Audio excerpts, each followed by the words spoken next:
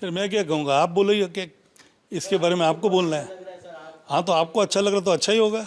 बाल से पहले मैंने अपना वज़न कम किया। I lost about 14-15 kgs, but I've gained about 2-3 kgs since Diwali. I will lose that gain weight soon and probably go down, because for my height I should be around 87-88. I'm 95 to 97 के बीच में अभी हूँ. It oscillates between 95 and 97. बीच में मैं 94 तक चला गया था. अब मैं 95, 96, डिपेंड करता है कितना मैंने खाना खाया उस दिन वजन बढ़ जाता है.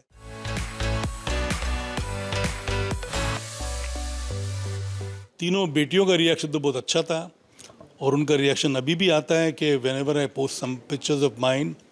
अर्जुन का भी आता है, but Arjun is not as क्या बोलते हैं demonstrative as my daughters are. तो Anshula, Janhvi, Khushi, they react to my post instantly. Arjun just when he meets me he says, dad you were looking good that day, what you were wearing was good. खर्चा बढ़ गया वज़न कम करके. नहीं, बाल आने से भी खर्चा बढ़ा है, वजन कम करने से भी खर्चा बढ़ा है.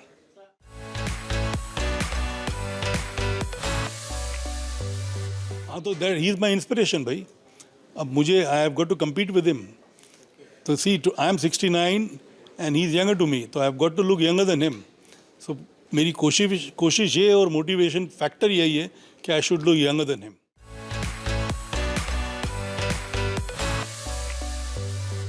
अब ये तो डिपेंड करता है जब पिक्चर बन जाए. मुझे तो लगता है जो स्क्रिप्ट है कमाल का स्क्रिप्ट है, और जिन्होंने सुना है उनको ऐसा लगता है कि it is better than no entry 1, the script.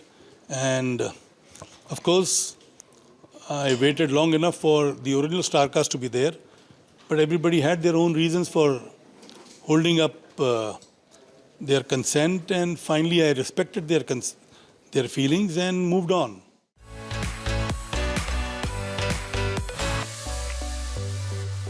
जब ये स्क्रिप्ट लिखा गया था 10 साल पहले, तो डेफिनेटली वही हमारी फर्स्ट चॉइस थी.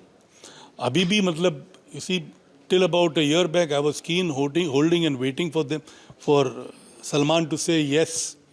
बट अनफॉर्चुनेटली कुछ चीज़ें डेस्टिनी को कोई बदल नहीं सकता है. कई ऐसे स्क्रिप्टें लिखी किसी और के लिए गई थी, जैसे Anand was written for Raj Kapoor, and that is the reason the film was dedicated to Raj Kapoor. There are so many such films which were meant, like Sangam mein initially Raj Kapoor wanted Dilip Kumar, but finally it was Rajendra Kumar who was there in the film. So कई बार ऐसे होता है कि आदमी एक subject लेके बैठ. आवारा basically was to be made by Mehboob Khan with same Raj uncle and Prithviraj ji, but somehow the script went to Raj Kapoor and it was made by him. So these are stories that we have heard in the past too. Like for instance, Teesri Manzil, it was Devanand who was supposed to do it. Finally the film was made with Shami Kapoor.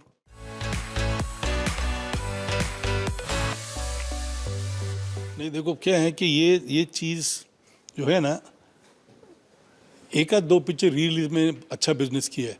Re release का मतलब है दोबारा PNA पे खर्चा करना, दोबारा digitise करने में खर्चा करना, उसको दोबारा पॉलिश करना, क्योंकि पहले नेगेटिव पे शूट किया जाता था, आजकल डिजिटली शूट किया जाता है.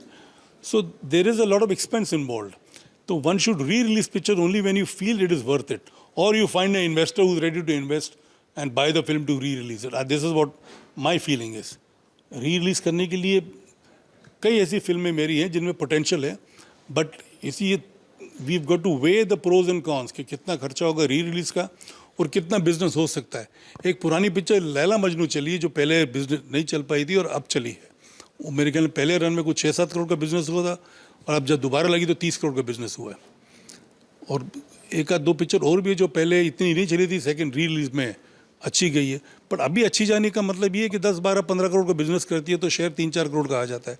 बट खर्चा कितना होता है वो मुझे पता नहीं, बट खर्चा होता है ना री रिलीज करने का, तभी जाके ऑडियंस आएगी दोबारा देखने के लिए पिक्चर.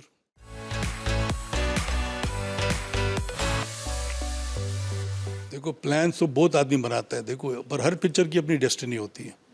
प्लान तो है, अब अगर ऊपर वाले ने चाहा तो सब प्लान मेरे मुकम्मल होंगे. It all depends on my fate, my destiny, my luck, and things too. It depends on stars. By stars, I mean मेरी destiny.